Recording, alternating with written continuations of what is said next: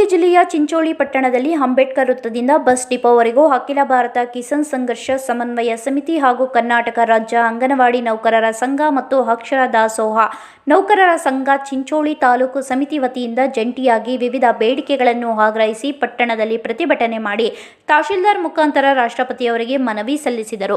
ಪ್ರತಿಭಟನೆ ಉದ್ದೇಶಿಸಿ ಮಾತನಾಡಿದ ರೈತ ಸಂಘದ ಜಿಲ್ಲಾಧ್ಯಕ್ಷ ಭೀಮಶೆಟ್ಟಿ ಹೆಂಪಳ್ಳಿ ಮಾತನಾಡಿ, ರೈತ ವಿರೋಧಿ ಕಾರ್ಮಿಕ ವಿರೋಧಿ ಶಾಸನ ಸಂಹಿತೆಗಳನ್ನು ಸುಗ್ರೀವಾಜ್ಞೆ ಕೈಬಿಡಬೇಕು. ಆದಾಯ ತೆರಿಗೆ ವ್ಯಾಪ್ತಿ ಹೊರಗಿರುವ ಪ್ರತಿ ಕುಟುಂಬಕ್ಕೆ 7,500 ನೀಡಬೇಕು. ನೇರ ನಗದು ವರ್ಗಾವಣೆ ತಲಾ 10 ಕೆಜಿ ಉಚಿತ ಪಡಿತರ ನೀಡಬೇಕು. ನೂತನ ಪಿಂಚಣಿ ಯೋಜನೆ ರದ್ದುಪಡಿಸಿ ಖಾತ್ರಿ ಪಿಂಚಣಿ ಜಾರಿಗೆ ಮಾಡಬೇಕು. ವಿದ್ಯುತ್ ದರ ಏರಿಕೆ ತಡೆಯಬೇಕು. ರಾಜ್ಯದ ಜಿಎಸ್ಟಿ ಹಣ ರಾಜ್ಯಕ್ಕೆ ಪರಿಹಾರಕ್ಕಾಗಿ ನೀಡಬೇಕು. ಅತಿವೃಷ್ಟಿಯಿಂದ ಹಾನಿಯಾದ ಬೆಳೆ ಪರಿಹಾರ ಪ್ರತಿ ಎಕರೆಗೆ 25,000 ರು ನೀಡಬೇಕು. ಅತಿವೃಷ್ಟಿಯಿಂದ ಪ್ರವಾಹ ಮುಳುಗಡೆ ಸಂತ್ರಸ್ತರಿಗೆ ಪುನರ್ವಸತಿ ನೀಡಬೇಕು. ಕಬ್ಬು ಬೆಳೆಗಾರರಿಗೆ ಪ್ರತಿ ಟನ್ಗೆ 5,000 ರು ನೀಡಬೇಕು ಎಂದರು. ಅಂಗನವಾಡಿ ನೌಕರರ ಸಂಘದ ಅಧ್ಯಕ್ಷ ಸೌಭಾಗ್ಯಮ್ಮ ಮಠಪತಿ ಮಾತನಾಡಿ, 86 ಅಂಗನವಾಡಿ ಶುರು ಆಗ್ಯದ್ರಿ. ಅಂಗನವಾಡಿ ಶುರು ಆಗಿದೂ ಕೂಡ ಅಲ್ಲಿವರೆಗೆ ಇಲ್ಲಿ 40 ವರ್ಷ ನಾವು ಸರ್ವಿಸ್ ಆಯ್ತು ಮಾಡ್ಲತ್ತಿದ್ದೀವಿ. ಆದ್ರೆ 125 ಪಗಾರ ಇತ್ತು, ಈಗ 10,000 ಪಗಾರ ಆಗ್ಯದ. 10,000 ಪಗಾರ ಆದ್ರೂ ಕೂಡ 10,000 ಪಗಾರ ನಮಗೆ ಅವ್ರ ಪಗಾರ ಆಗ್ಯದ 10,000 ಅಂತಾರೆ. ಆದ್ರೆ ಅದು ಎದಕ್ಕೂ ಆಗೋದು. ಅದ್ರ ನಮ್ಮ ಸಮಸ್ಯೆ ಏನದ, ನಾವು ಅಂಗನವಾಡಿದಾಗ ಮಾಡ್ತಕ್ಕಂಥ ಕೆಲಸ ಏನದ, ಒಂದು ಮಗು ಒಂದು ತಾಯಿ ಹೊಟ್ಟಾಗ 3 ತಿಂಗಳು ಮೂಡ್ತು ಅಂದ್ರೆ ಆ ಮಗುವಿನ ಜವಾಬ್ದಾರಿ ನಮ್ಮದು. ಒಂದು ವೇಳೆ ಗಣಸು ಮಗ ಆಗಿದ್ರೆ ಆ ಸತ್ರ ಮರಣ ರಿಪೋರ್ಟ್ ಕೊಡ್ಬೇಕು ಅಂಗನವಾಡಿ ಕಾರ್ಯಕರ್ತೆ. ನಾವು ಅಂಗನವಾಡಿ ಕಾರ್ಯಕರ್ತರು ಸರ್ಕಾರದ ಬಲಗ ಇದ್ದೇವೆ, ಎಡಗ ಎಲ್ಲ ರಿಪೋರ್ಟು ಕೂಡ ನಮ್ಮಲ್ಲೇ ಹೋಗಬೇಕು. ಆ ಮಗುವಿಗೆ ಗರ್ಭಿಣಿ TT ಇನ್ಷನ್ ಮಾಡಬೇಕು.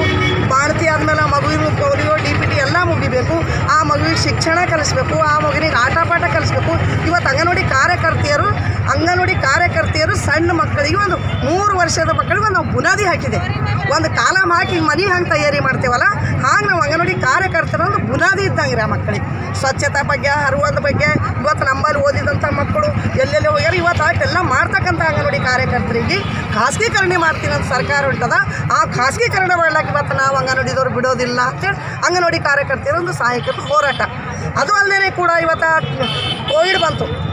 ಏಪ್ರಿಲ್ ಹಿಡಿದು ಕೋವಿಡ್ ಬಂದಾಗ ಅಂಗನವಾಡಿ ಕಾರ್ಯಕರ್ತರು ಯಾರೂ ಹೊರಗೆ ಬಂದು ಕೆಲಸ ಮಾಡಿಲ್ಲ. ಇವತ್ತು ಅಂಗನವಾಡಿ ಕಾರ್ಯಕರ್ತರು ಮನೆಗೆ ಹೋಗಿ ಅವ್ರಿಗೆ ರೇಷನ್ ಕೊಟ್ಟು ನಮ್ಮ ಮಕ್ಕಳ ಭವಿಷ್ಯ ನೋಡಿಕೊಂಡು ಒಂದು ಪೋಲಿಯೋ ಬಿಟ್ಟಿಲ್ಲ, DPT ಬಿಟ್ಟಿಲ್ಲ, ಎಲ್ಲನೂ ಕೂಡ ಹಾಕಿ ಅವ್ರ ಮನೆಗೆ ನಾವು ಆಟೋದಾಗ ಇಟ್ಕೊಂಡು ಹೋಗಿದ್ದೇವೆ, ಕೈದಾಗ ಇಟ್ಕೊಂಡು ಹೋಗಿದ್ದೇವೆ. ಅಕ್ಕಿ, ಬ್ಯಾಳಿ, ಬೆಲ್ಲ, ಎಣ್ಣೆ ಅವ್ರ ಮನೆಗೆ ಹೋಗಿ ಮುಟ್ಟಿಸಿದ್ದೇವೆ.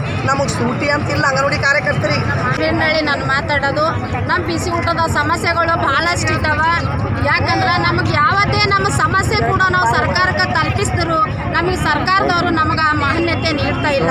ಯಾಕೆಂದರೆ ನಮಗೆ ಬಿಸಿ ಊಟದ ಹೆಣ್ಣು ಮಕ್ಕಳು, ಬಡ ಹೆಣ್ಣುಮಕ್ಕಳು ಶಾಲೆಯಲ್ಲಿ ಬೆಳಗ್ಗೆ 10 ಗಂಟೆಗೆ ಹೋಗಿ ಪೂರ 4 ಆದ್ರೂ ಅವ್ರು ಕೆಲಸ ಬಿಟ್ಟು ಬರ್ಲತ್ತಿಲ್ಲ. ಎಲ್ಲ ಕೆಲಸ ಮಾಡಿಸ್ಕೋತಾರೆ, ಶಾಲ್ಯಾಗ ಹುಲ್ಲು ಕೆತ್ತಿಸ್ಕೋತಾರೆ, ನೀರು ತಂದು ಕುಂಡ್ಯಾಗ ಇಡಿಸ್ಕೋತಾರೆ. ಈಗ ಮಕ್ಕಳಿಗೆ ಊಟ ಇಲ್ಲ ಅಂದ್ರೂ ಕೆಲವೊಂದು ಶಾಲ್ಯಾಗ ಮಾಸ್ಟರ್ಗಳಿಗೆ ಅಡುಗೆ ಮಾಡಿ ಕೊಳ್ಳಾಗತ್ತಾರೆ.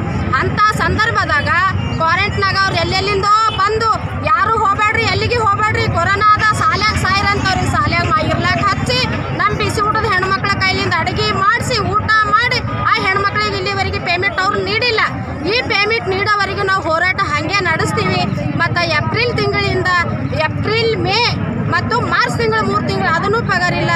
ಯಾಕಂದ್ರೆ ಈ ಪಗಾರ ಹಿಂದಿನ ಪಗಾರನೂ ಕೂಡ ನಮಗೆ ಆಗಬೇಕು, ನಮಗೆ ಮುಂದಿನ ಪಗಾರನೂ ಆಗ್ಬೇಕಂತ ಹೇಳಿ ನಾ ಇದ್ರೊಳಗೆ ಹೇಳಕ್ಕೆ ಇಷ್ಟಪಡ್ತೀನಿ. ದಯವಿಟ್ಟು ಕ್ವಾರಂಟೈನಾಗ ಅಡುಗೆ ಮಾಡಿದ್ರೆ ಪೇಮೆಂಟ್ ಪಾವತಿ ಮಾಡಬೇಕು, ಇಲ್ಲಾಂದ್ರೆ ಈ ಹೋರಾಟ ಇಲ್ಲಿಗೆ ನಿಂದ್ರಲ್ಲ.